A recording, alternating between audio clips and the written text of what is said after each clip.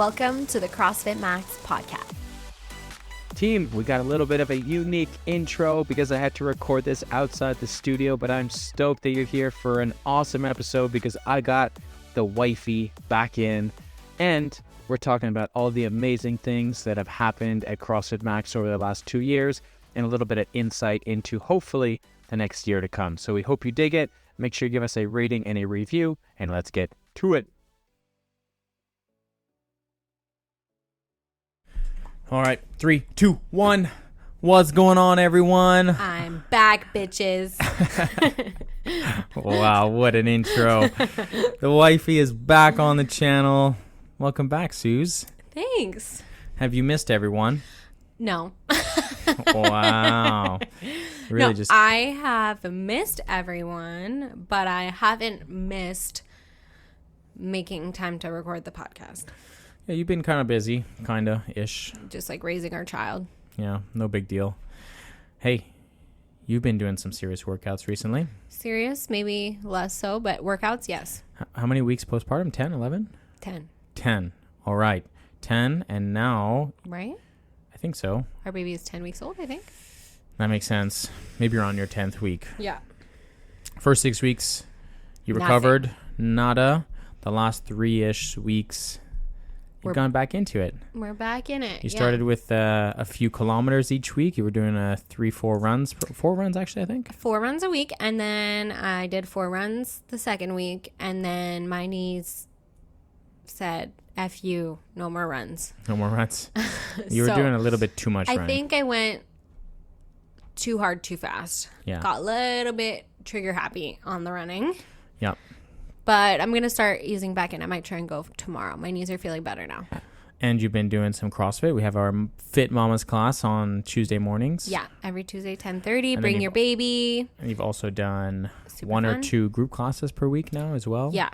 I think I'm just starting to see how I can, what my new workout schedule is going to be. Mm-hmm. And I think I can do 3 CrossFits a week and maybe 2 runs. Nice. How you feeling? Good. I feel a lot more like myself now. Yeah. I feel like I'm out of the fog of the newborn phase where I was like, what have I done? I've ruined my life. This was a terrible idea. Bring the kid back. I don't want him. Return to sender. Yeah. I'm out of that. Am I sender or? Yeah, no. I was like, can we just change our mind? Yeah. But no. Now it's awesome. He's super cute. He's smiling. I'm loving it. He's great. My body's starting to feel a little bit more like my own. For those of you guys who aren't at the gym listening somewhere else in the world, Thomas was quite hard, I would say, the first 6 weeks just because he was had dealing a with lot of reflux. Yeah. Yeah. So Susie's making these jokes, but she loves them a lot. It's a joke, obviously. Well, yes, but that being said, he was very, very difficult the first 6-ish weeks because, like Susie said, he had reflux. He was crying all the time. He wasn't sleeping more than really 2 hours at a time, and that's including throughout the night. Most times he was sleeping 20, 30 minutes at a time. It's horrible. And so he was getting overtired. He wasn't, he was... Poor Munchkin. He was struggling. Babies can't speak, so the way that they communicate is by crying, and just he was in some decent amount of discomfort. And when baby's in discomfort, they say something like happy wife, happy life, but in this situation... Happy baby, happy mama. Yeah, this baby was struggling. So yeah, anyways, he's been on some medication that have helped with that. We've also learned a lot over the last few weeks. We've been, instead of letting him... sleep oh my god, he's sleeping 2 to 3 hours, let him sleep, don't touch him during the daytime. It's no, we're waking you up, we're feeding you completely now, and then I think that's also translated to just a better schedule. And then he's been really crushing it at night now. He's doing at least 6-hour stretches every night now, which is game changer. Yeah. So yeah, this is the part of motherhood that I thought, this is how I thought motherhood was going to feel. How I'm feeling now. It's super fun. I'm enjoying it. Cute. When he has a meltdown, I'm like, it's okay. This will pass. I feel like I can handle it. Mm-hmm. He's super cute. He's making eye contact and he's smiling, those big gummy smiles. So honestly, it's really awesome. If you could just get a baby at 2 months old, I feel like that would be clutch. Yeah. But yeah, so you've been kicking it in the gym now. You've been crushing it. I feel like a little bit down on myself sometimes because I'm like, oh, I used to be able to do XYZ, and I'm like so far from that right now. But it's a good challenge to get back. It's like lighting the fire under me, but it's also like a little disheartening when you're like lifting a fraction of what you used to be able to lift, because obviously I didn't train for 2 months, but also prior to that I was like 40 weeks pregnant. My third trimester, I didn't push myself on the weights. So it's been like a good 6 to 8 months that I haven't been like lifting heavy. And there's been a lot of movements that you just haven't been able to do almost for 6 months now. Like toes to bar. I did them for the first time this kipping weekend, pull-ups, stuff like that. And I can still do movements, and I'm like excited to get back into it, but it's just my endurance and movements is not there because I haven't been training them, and I know it'll come back. But if I'm just comparing myself to myself from pre-pregnancy, I got a long way to go. Nah, you'll be back there soon. Couple more months. Yeah, for sure. And I know it'll come back quickly. And the best way to get there is consistent. But because I feel good, then it's disheartening when I'm like, oh yeah, I'm just like not where I was yet. And I can't expect to be, obviously, but true. Still. And something that you hurts said, my ego. Something that you said yesterday that was interesting is that I haven't really been able to coach you, because when Susie will come to the gym, I'll stay at home and I'll watch the baby, and then you go to the gym, but then I never get to actually get classes to coach it's you. almost rare that we're physically inside the gym at the same time. Yeah.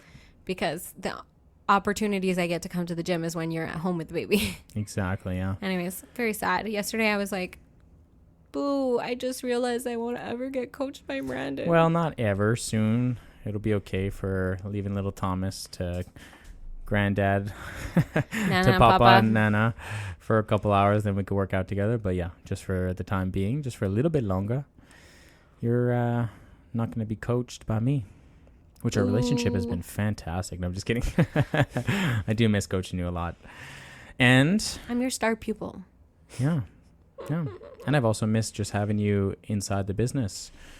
But I don't think we're going to be coming back to that. So, funny story. Brandon's just saying that because he accidentally told me that he didn't miss me the other day, and it hurt my feelings. Well, all right. We're going to dive into this. Let's unpack our relationship drama in front of everybody on the podcast like old times. I misinterpreted what you were saying. I was like, I feel like the gym is really missing my presence. Yeah. And Brandon goes, no, we're fine. And I was like, oh, okay. I meant it as if, like, I thought what Susie was saying is that I wanted her to get back to her admin stuff, which I've been taking the whole role of that admin side of things. So, yeah, what I interpreted her was saying is that, like, I thought she was saying that she wanted me, that she wanted me to get her back to work. But I was like, no, like, we're good. But it definitely came out the wrong way.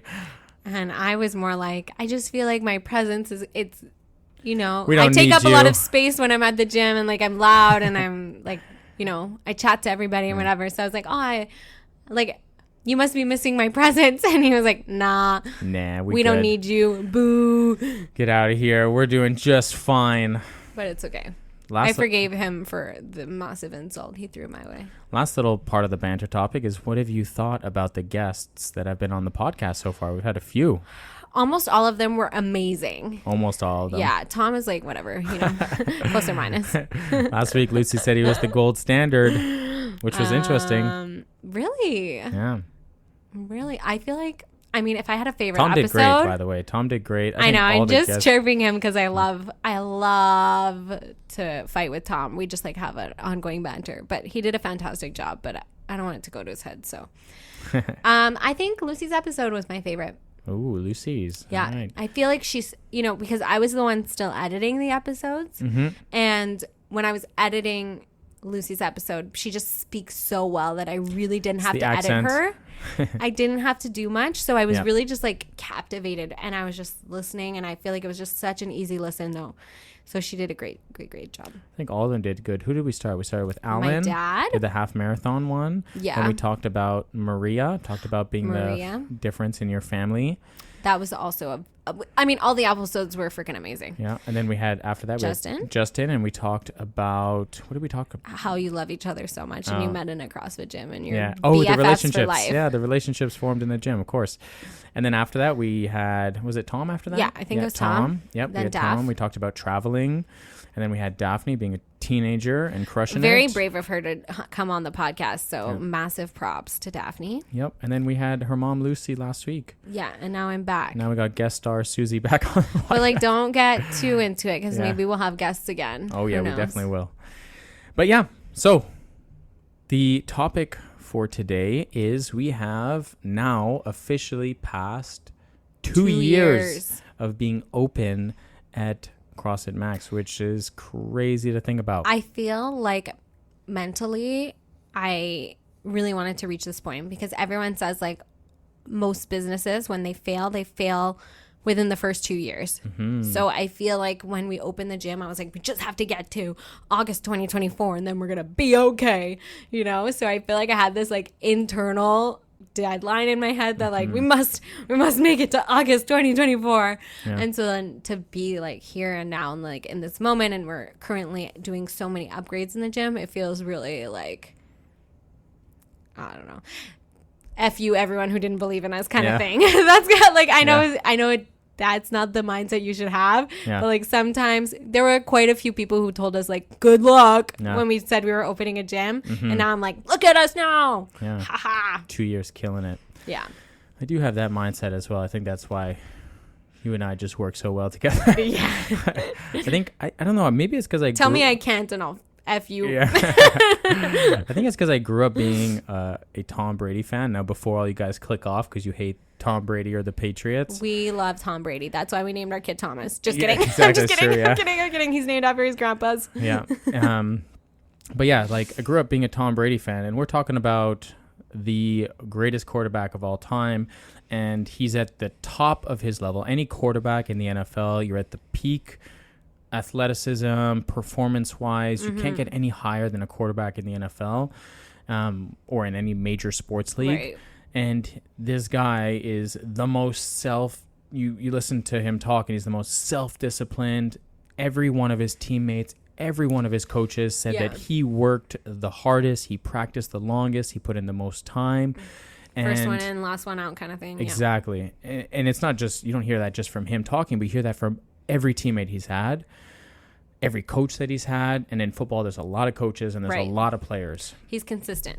And you hear him talk about on these podcasts or these interviews, and he always looks for that one little thing that's going to put a chip on his shoulder here. Like, that person said this about me.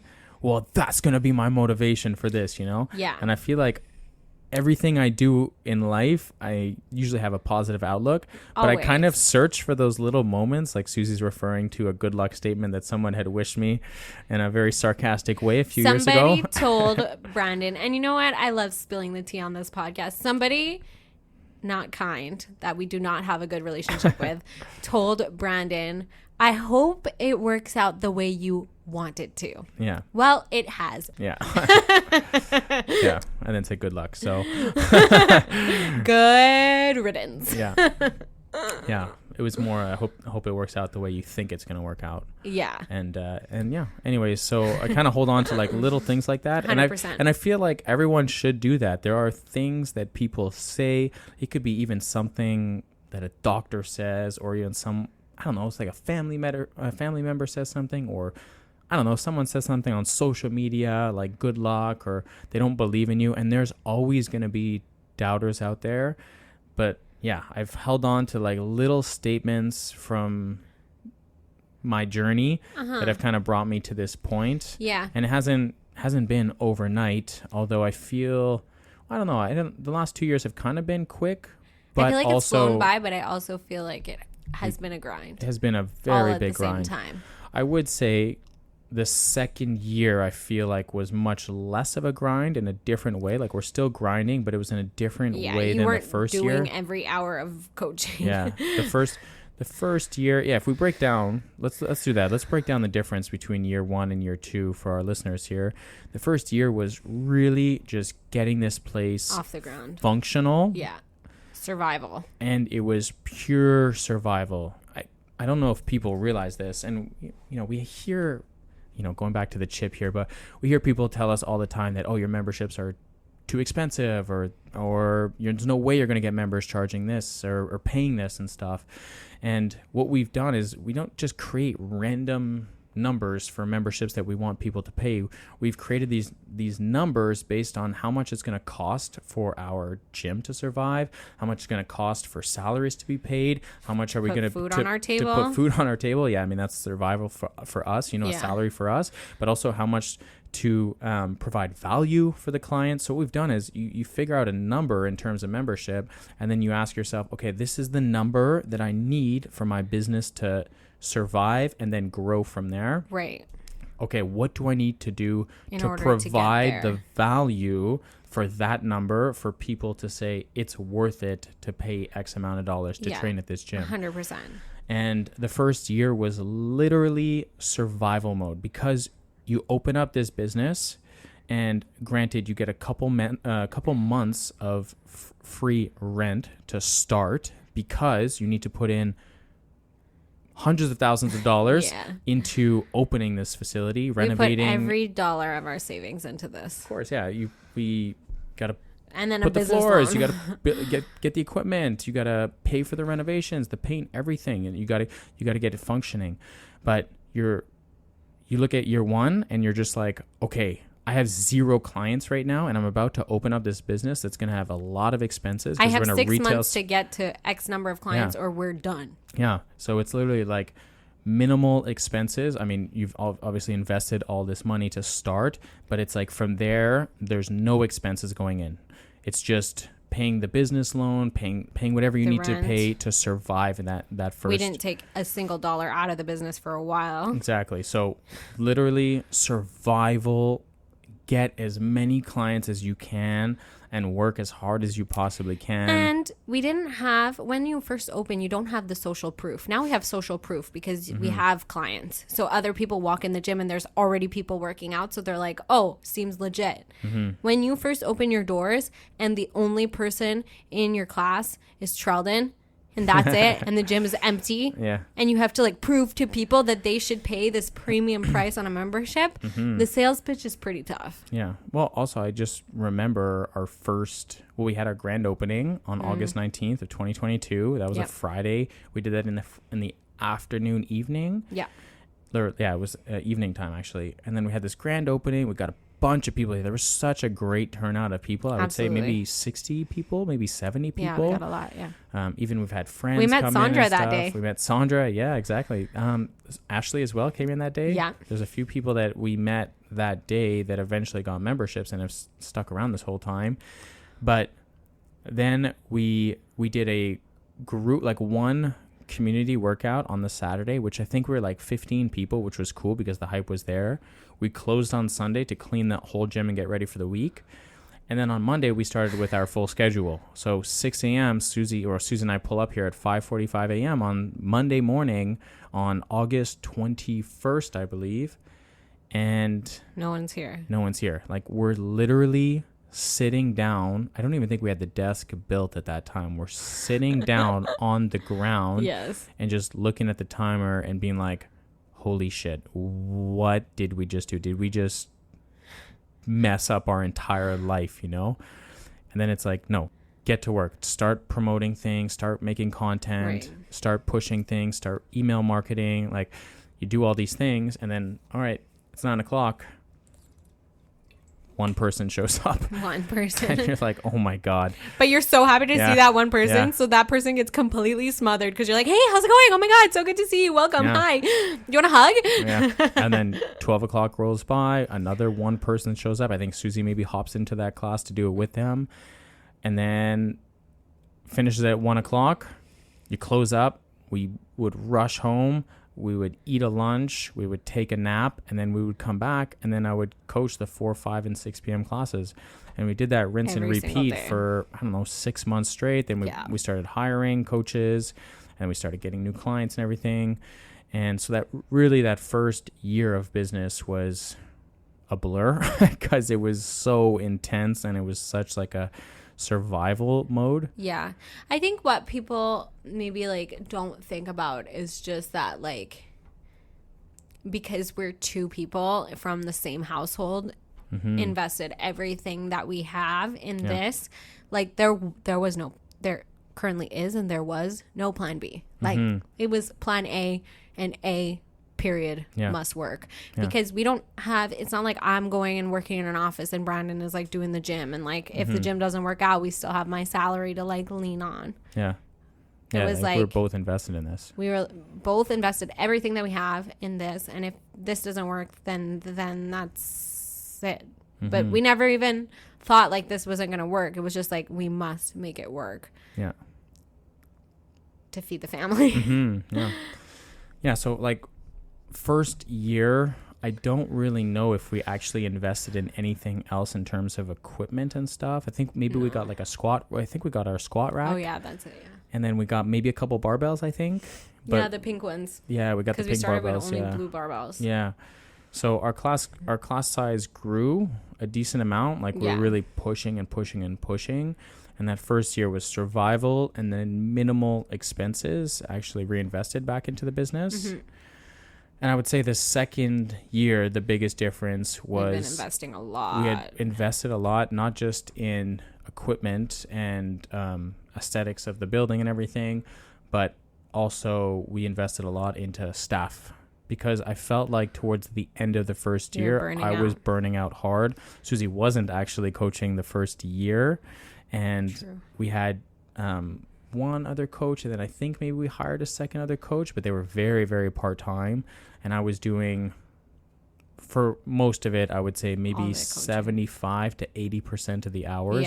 There was long days, like when you do the 6 a.m., 9, 12, go back home, you take a 30-minute power nap, then come back and then do that 4, 5, 6, and you do that 2 to 3 times per week, and the other days you're just here from 9 a.m. until 8 p.m. at night. Like I was getting zonked.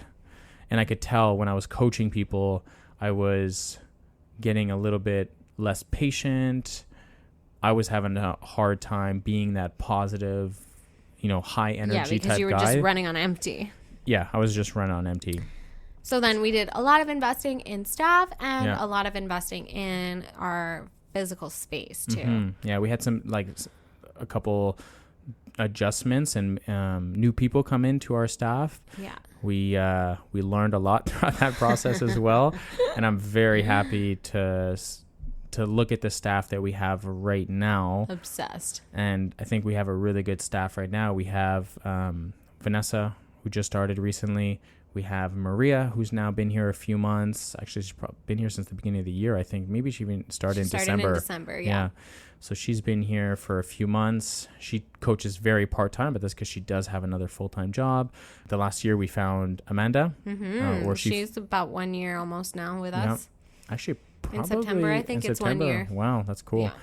So we found her, and she was someone that we were kind of looking for in terms of like the person who wants this to be their career. Yeah. I think that's what we were missing before, because before we had people doing this like part-time and weren't ready to dive in. This was their side gig. Yeah, exactly. And therefore was not their priority. Exactly. So Amanda came in, and it was awesome because she's someone who this is her career and she wants to grow this. So she is willing to like put in the hard hours and everything. Right. And that really took a lot of stress off from me. And then we also have Paul now, who's amazing, really, really good massage therapist. And he's just done an incredible job with that massage room. He's really uplifted the client experience. It's amazing. That's pretty much the thing that I love the most about Paul, is that he works with the smaller details. He's got, little lighting, essential oils, the lighting, the music. He's got white noise going in there, so you can't hear the exterior of the gym music playing if you're getting a massage at the same time. And besides that, he's also freaking good at doing massages. So yeah, he was a fantastic addition. He's been on the staff.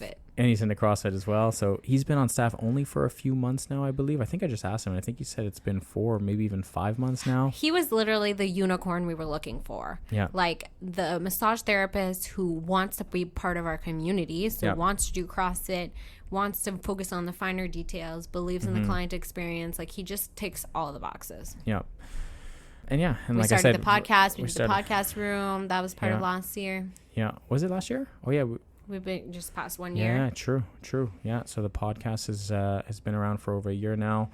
And yeah, so there was a lot of changes that we made also on the aesthetics or the equipment side of the gym in the second year. Well, we did that crazy fundraiser this year where our community ended up, was it $4,000 at the community?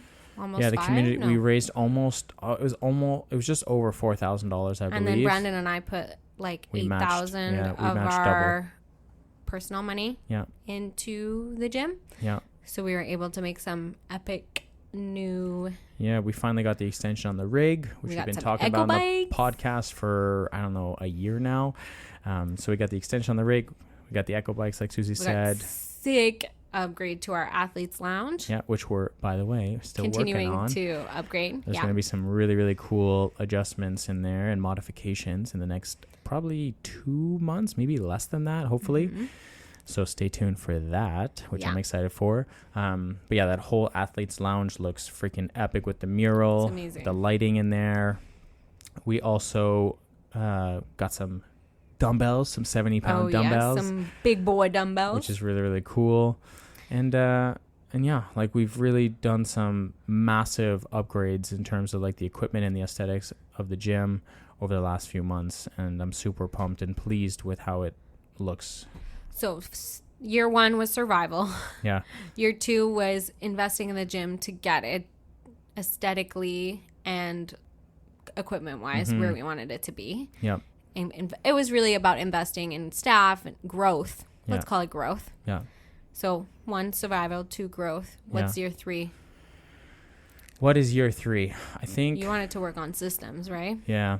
What does systems mean, Susie? No, but you like less on the physical things that you can see with your eyes and more on growing just like the flow of stuff. So like when you want to sign up, how do you go about doing that? Making that like a easy, streamlined process. Mm-hmm. We're trying to outsource a little bit of the admin stuff so that I don't have to come back to work. Yeah. Yeah. The goal is you're just going to be a mom forever now. So yeah, I like that plan. Yeah.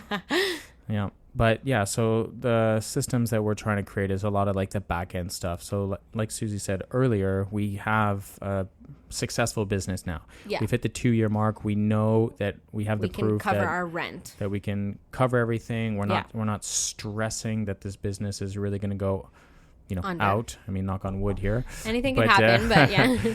But we know keep coming, please. That this business is functioning, and even if we wanted to step away, let's just say for a couple weeks and not be here in person, then I know that it would run. We have a good team behind us. Exactly. 100%. So that was kind of the goal for number 2 for the second year, was to get a team in place that I don't have to be hands-on in the gym every single day and feel like, hey, it's okay if I'm not in the gym. Now, what I'd like to do is work more on the back end side of things. So creating like systems in place where I don't have to be in the gym, and I also don't have to be on my phone 24/7 on my phone or with a laptop, and the whole business can now run solo. So we're investing in some back end things, like we're investing in a VA, virtual assistant, to help on those tasks that kind of remove me from having to look through the emails, and also create better funnel systems for newer people coming in. Yeah, and what's cool about this new investment we're making in this virtual assistant is not only are they going to take over just like the mundane admin tasks, but they're also going to do some more like marketing tasks to help us really like blow up this business and start to like take it to the next level. Yeah, because we've been kind of hovering around that 100 member mark. I would really like in year 3 to get to 150. Yeah, exactly. And and that will give us a lot of freedom to add classes on the schedule and do all these things that we want to do. Year 3, what I would love to do is I would love to create systems in place where it's not just an expense where someone's handling the admin stuff. It's like handling the admin stuff and then improving the business. So creating marketing, like Susie said, marketing strategies, funneling leads down to the system. So if someone wants to try a CrossFit Max right now, the funnel system is a little chaotic, we'll say. So it could definitely be way better. Yeah. So just improving the whole funnel system, working on email campaigns, and so that is something that I really want to work on and provide more value to get more clients into the gym. And then in year 3, what I would like to focus more on is like the actual coaching development side of things. So working with the coaches, especially because some of them are relatively new right. to the coaching world. So just helping them develop into the coaches that I know that they can be, and improving the service for the clients. You sound like such a businessman right now. Like, it's so fun. Like, I feel like having this discussion is so fun because this was just like a little idea that we joked around about basically during COVID, back and forth. And now we're like sitting in our business and we're talking about like leads and marketing and hiring a VA and all these cool epic things that like this was just like a little idea we had. I always say that it's a big idea for me, okay? No, but I always say this because I'm married to him and I'm allowed. Brandon's like a dog with a bone. Like, if he gets an idea, like that's it. Game over. There's no stopping it. The train has left the fucking station and you are on it whether you want to or not. So you might as well get on and enjoy the ride. Like, he does not take no for an answer. And just like he kind of referenced the Tom Brady thing, you know, even more so, like, tell me I can't and I'll show you I can kind of thing. And I love that about you. And I'm like a little bit like that too. You know, if someone tells me even just like a workout related thing, like, oh, you can't run that fast, watch me, you know, kind of thing. So I really, it's so fun. Like, I'm just kind of having like this like out of body experience while we're sitting here talking about this business that we've grown and like where we've gone in the last 2 years and where we plan to go next year. And I'm like, damn, you sound like legit. Like, this isn't a joke anymore. Say no joke, baby. We're like fully adults. and like the reality is, we kind of joked about it before, but really I do want Susie to be a stay-at-home mom. Yeah, like, and that's always been my dream too. That's been kind of the goal, and we don't want to just have one baby. We'd like to have more. I mean, hopefully everything works out. And you know, we would like to have a bigger family if possible. But yeah, that's my goal. My goal is to create a successful business, a business that could run itself, or I guess could run itself inside the gym, but could also run itself on the outside of the gym. And then I can do all the things to hopefully improve all the systems, all the development of the coaches, the client experience, the reinvestment back into the business to make it better. There are some things, I mean, you should always reinvest back into the business. Right. And some of the things, you know, I'll just put it out there that I would love to do in this 3rd year is just get more ergs, a little bit more barbells. More machines, more barbells. So the goal is to be able to... More clients. Well, the thing is... we can serve more people when we have more machines. Yeah. Our goal is to grow this business as big as we possibly can. Yeah, change as and many when lives there's as possible. more people in the gym, our objective is to not just like, you know, be selfish and just take a whole bunch more cash home. Our goal is to help grow this to the max. And by doing that, we would have to hopefully increase the class size, not the class size, excuse me, the class schedule, right? So I would love to open up the class schedule to some more classes. Yes, 7 p.m. hopefully will be something that we'll see in year 3 of the business. Maybe some more morning classes. Yeah, so in year 3, I do want to reinvest back into the business in terms of opening up the class schedule, because that is a reinvestment back in. We have to now hire a coach to coach those hours now. Absolutely. So I would love to open up some more evening slots, and hopefully when we get more people into the gym, those classes will also fill out and then spread out as well. And it is obviously scary because we've kind of gone to a point where before we would be unsatisfied, or we would be really happy, let's just say we'd be super satisfied if we had 3 or 4 people in a class. And now what happens is we get 3 or 4 people and we're like, where is everyone? You know, like we're looking for 10 people in a class, every single class. Absolutely. And from a business standpoint, that's really what we want. We want to have a class size of 12 to 16 people in it every single class of the day. Absolutely. And when that happens and we get enough people in here, then of course we want to open it up. Yeah. But from a business standpoint, we can't be opening up classes for two people. Exactly. Because it costs more than it brings us in, and then it doesn't help us with our mission of growing. Yeah. But I also think like something that was when Brandon and I were kind of creating the concept that is now CrossFit Max, when we were doing a lot of brainstorming, we actually did a lot of brainstorming with my parents. But one of the things that we talked about that was like really important to us as part of our mission was to create like a lucrative career out of this for not only ourselves, but our future employees, our now employees. And I think that that's where a lot of other health and fitness related businesses fall short, is they don't value the people that are working for them, because those are the people that are gluing your business together. And so like something that we need to do is, in order to be able to continue to pay our employees well and to continue to grow the business, is we need to have people in the classes for them to coach. Yeah, exactly. Yeah. You can't run a successful business if your coaches are struggling to put food on their table. Absolutely. So we do pride ourselves in making sure that we are helping build careers during that time. And that's kind of where Amanda... why we treat it like a profession. That's where Amanda fit in properly, because we weren't looking for the person who was going to do this necessarily part-time. You know, having a part-time person here and there is good. But yeah, we want a full focus person, someone who... this is their main income source. This is it. Like, they want to eat at night. They got to put the food on the table. They got to want to coach people. They got to provide value to these clients. Right. It's different when you have a side hustle and you're thinking, like, is this group class really what's going to put the food on the table? Or do I have to put in the extra work to learn new things after? Because a lot of coaching is, it's not just the 1 hour. Yeah, you got to like take courses. You got to do seminars. I mean, watch YouTube videos. Yeah. You got to spend a lot of time on continued education beyond this. And although my continued education has kind of been put on hold in terms of coaching for the last 2 years, my continued education on the business side of things has just leaps and bounds. Yeah.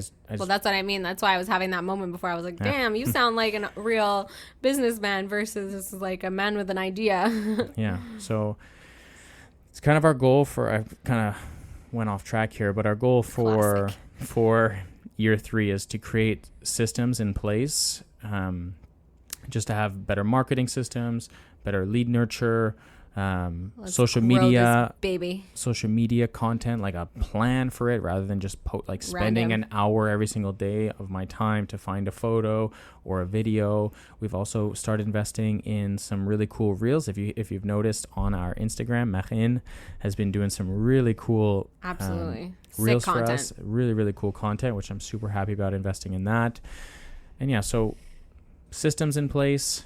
We're also trying to work on the coaching development so our coaches can provide insane value to our clients that are coming into the building. Yeah. We don't got no cheerleaders in our staff. We don't have, what's the term I call it? Not cheerleaders. Fitness instructors. Instructors. But yeah, so systems, coaching development, and then the last thing is just some reinvesting back into the business that I'm excited for. And probably the most equipment. The thing that's coming up quicker is going to be the Athletes Lounge getting finished. And I think that will get done in the next month or 2. And that's going to be really, really epic. I mean, it's already completely different, 9-day difference on what it was before. Hopefully you guys have seen some videos if you don't go to CrossFit Max online. It was also, side note, it was really cool to post that Instagram reel that I posted, the 2-year difference. Yeah. I kind of posted like a few months or kind of months at a time here. So if you haven't seen that on our Instagram, check it out, CrossFit Max _MTL on Instagram. That reel was fun to see the difference between 2022, like before we even did any renovations. There wasn't even. Versus 2024 now. Yeah. Like the day we got the keys versus today. Yeah. So, I mean, we've come a long way. Even like where the podcast, you guys can't see the podcast room from outside into the gym, but even like that hallway, just painting it black with the pink borders, the Athletes Lounge underneath where the mezzanine area is, Laurie's mural that she put up on our wall. Yeah. It's crazy. The extension on the rig, the Echo bikes now into the gym. Also, all the cool decals that are on our machines. Yeah. Like, it looks so much different. It was kind of black and white to start, and that's what, it was kind of actually really gross to start, and then we turned it into this black and white gym. And then we added a little bit of spice. And that's what I wanted to do. I was like, I just wanted to start being black and white gym, and then the athletes will fill in with color, and we'll kind of start to influence it with that with that pink and that blue that we like. So yeah, and I feel like we've done an epic job of just even converting all of our members into pink people. You know what I mean? Like I feel like people are getting pink shoes. So cool. We created this space, but then our members have taken ownership over the colors that we chose, and maybe pink is not the first color that you would associate with CrossFit before, but now like everyone sees pink everywhere, and I see other gyms trying to pull out pink, and I'm like, you can't take our color. We've done so well. And so even when their shirts are pink, people are thinking of CrossFit Max because we've done such a good job of making pink our vibe. Yeah, it's been fun. What a fun 2 years it's been. You're killing it, babe. I feel like we're doing great. I'm a guest now. Like I'm just passing through. Oh, if you're good, I'll keep you on the life. podcast here and there, So we wanted to name Client of the Week. Pew, pew, pew, pew, pew, pew, pew. Nailed it. That's how we do it, folks. And this is someone who has been an OG member since almost the beginning. I would say maybe a month or two in. And that is Oceane. Woo! We love you, Oceane. Oceane has also been a major part of the Athlete Lounge update. She did create. She's the one who designed the mural that is now plastered on our wall. Yep.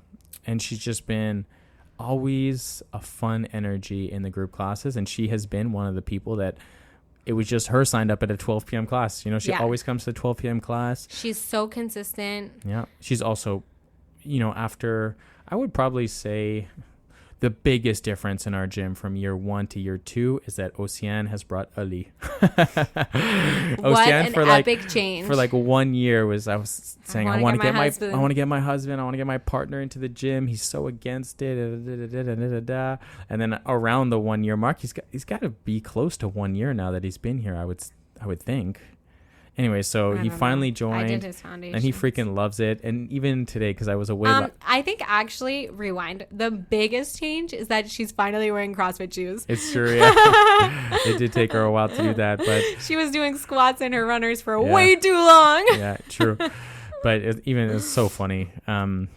I didn't get to see them and since almost a week. It's been 6 days since I coached them because I didn't coach them on the Thursday, and then Friday. So funny. I've seen Oceane a bunch because I've been working out when she's here. And then on Friday I left for the full weekend. Right. And what day is it? Oh, I don't coach on Monday. I coached on Monday evening, so I didn't get to see her yesterday. Yeah, I worked out with her yesterday. So it's it's been 6 days. Last Wednesday I coached them. It's Tuesday we're recording this and I coached them, and they're like, man, I feel like it's been so long since I've seen you. And I was like, did you guys miss me? And Ali was like, yeah, I missed you. Aww. But it's funny because Oceane has always brought such a fun energy, and I do remember those classes where it's just her. She always cheers for everyone. Or one other person in the class, and then it became 2 other people, and now our noon class usually is quite popular. But yeah, she did the cardio and cardio design for us, which was super epic, and that was just a random thing she posted for funsies. And she influenced her partner to start training at the gym, and it's fun. It's fun to see their kids also. Yeah, they were just trying to do deadlifts today with the PVC and stuff. And Ali and Oceane are trying to show them. Ali loves doing that stuff. And I don't know, it's just super cool that Oceane has been here from the beginning. Now she's had the mural. She has kind of her art a little bit everywhere in our gym. Even she created the CrossFit Max logo with the actual dog Max on it. I'm looking at our laptop and we got a few stickers of her designs. I don't know. I feel like she's woven into the culture of CrossFit Max. She's just such a big part of who we are. And she's been able to take something that's not tangible and turn it into art, and I feel like she just gets us. You know what I mean? We can just you can talk about an idea and then she is able to turn it into this physical thing, and I'm like, she just gets us. So shout out to absolutely love her, to her design company Zulu Design. Yes. If you're not following her on Instagram, I'll put her Instagram linked in our description. Do it. Go check it out. She posts some really cool, epic, art in her design. I love stuff. looking It's how artists' brains work. It's like simple but clean, but creative. Very creative. So thanks, Oceane. Thank you guys for all listening, and thank you, Susie, for coming back onto the podcast. I've missed you, my love. See you when I see you. All right, we'll catch you guys in the next one. See ya. Bye.